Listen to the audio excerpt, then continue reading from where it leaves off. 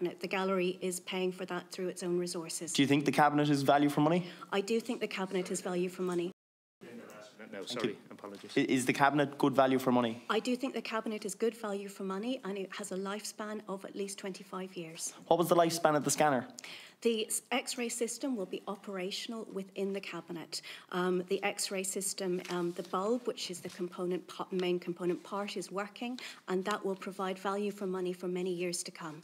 Who is to blame for the scanner being purchased without the cabinet being purchased? And was there any plan for implementation of the scanner with the cabinet? I can't get over that we spent 124,000, well, the National Gallery spent 124,000, and now there's going to be another 220,000 spent on getting a cabinet for the scanner. Deputy, I've come here to hope to give you and your members of the committee explanations. I am the accountable person. I am the accountable person for the gallery. We want this system to be operational and to be running.